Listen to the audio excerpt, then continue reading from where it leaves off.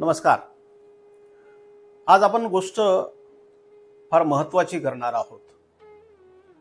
जर पाहिलं ना, साधारण परंतु खूपच इरिटेट करणारा फॅक्टर म्हणजेच फंगल इन्फेक्शन. जांघेतील खाज किंवा सांध्यांच्या ठिकाणी कक्ष्या भागामध्ये येणारी खाज किती इरिटेट करते ना. ह्या सगळ्या गोष्टी जर आपण पाहिल्या, खूप विलाज करतो आपण, तरी पण जांघेतली खाज काही आटपत नाही. बेसिकली समजून घेणं गरजेचं आहे की फंगल इन्फेक्शन होतं कसं. कारण आयुर्वेद सांगतो, कारण दुरुस्त केल्याशिवाय कार्य नष्ट होणार नाही. म्हणून मी बऱ्याच दिवसांपूर्वी एक लेख लिहिला होता की फंगल इन्फेक्शन मलमानी न सुटणारं कोड. आणि ह्या टायटलमध्येच बरीचशी उत्तरं होती की फक्त मल्लम लावून फंगल इन्फेक्शन दुरुस्त होणार नाहीयेत.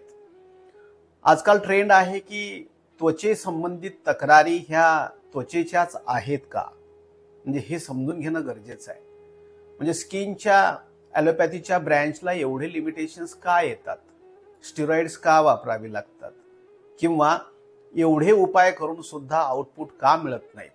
तर याची कारणं कुठंतरी वेगळ्या पद्धतीची असतात आणि ती दुरुस्त न केल्याचा परिणाम म्हणून त्वचा विकार, साधे फंगल इन्फेक्शन्स दुरुस्त होत नाहीत. फंगल इन्फेक्शनच्या बाबतीमध्ये जर आपण विचार केला, बुरशी कुठं साचते मित्रांनो? ती नाशवंत पदार्थांवरती साचते. म्हणजे ज्या ठिकाणी क्वालिटी लो झाली ना, त्या ठिकाणी ऍक्च्युअल बुरशी साचते. जिथं ओलावा राहतो तिथं बुरशी साचते. हे जर मी समजून घेतलं तर आयुर्वेदामध्ये धात्वाग्निमांद्य नावाचा शब्द या ठिकाणी येतो. रक्त आणि चरबी यांची क्वालिटी जेव्हा रिड्यूस व्हायला लागते तेव्हा हा प्रश्न उद्भवतो. पण ही क्वालिटी रिड्यूस का होते?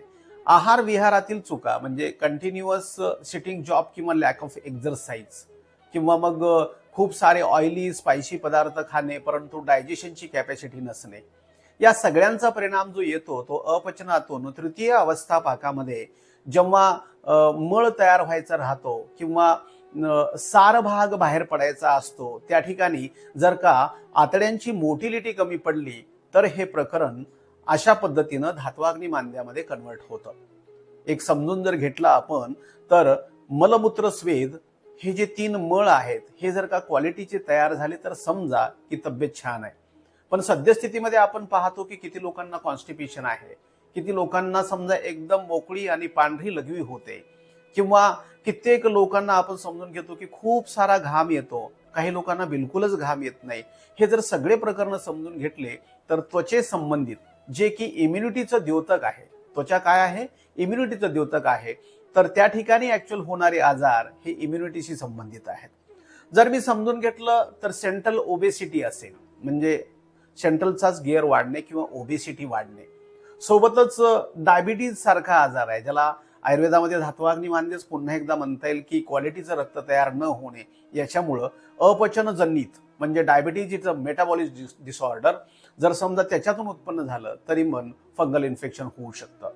इम्युनिटी हा शब्द आपण खूप वेळा वापरतो. रक्त, शुक्र आणि अग्नी ह्या जर फॅक्टर्समध्ये कुठे काही समजा कमतरता पडली तर इम्युनिटी कमी होऊन सुद्धा हा बुरशीजन्य आजार पाहायला मिळतो. हे सगळं जर प्रकरण आपण समजून घेतलं तर आजाराची उत्तरं तुमच्या लाईफस्टाईलमध्ये नक्कीच आहेत.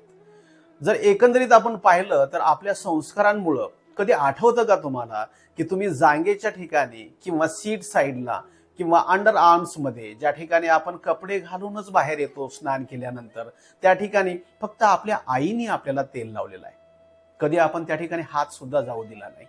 आणि त्यामुळं ही गोष्ट तिथल्या ड्रायनेसमुळे सुद्धा फंगल इन्फेक्शन पाहायला मिळतं. मग तुम्ही म्हणसाल की सर ह्या सगळ्या गोष्टी नक्कीच उपयोगाच्या आहेत, पण ह्याच्यावरती उपाय काय करायचा? हे जर मी समजा एकंदरीत विचारलं तर मला असं सांगावं असं वाटतं की ज्या छोट्या छोट्या गोष्टींची मी कारणं सांगितली, उदाहरणार्थ त्या भागाला तेल लावून स्नान करणे, सोबतच सकाळी वेकअप टाइम तुमचा बेस्ट ठेवणे, म्हणजे 5:30 वाजता उठणे, मल आणि मूत्रांचं अनुलोमन होण्यासाठी मॉर्निंग वॉक, ज्याला आपण रॅपिड वॉक म्हणतो, 5 ते 7 किलोमीटरचा तो करणे, सोबतच त्याच्या मोठ्या आतड्यामध्ये पदार्थ थांबणार नाहीत, लाईक गॅसेस होणार नाही, कॉन्स्टिपेशन होणार नाही, अशा पद्धतीचा आहार आणि विहार जो डायजेस्ट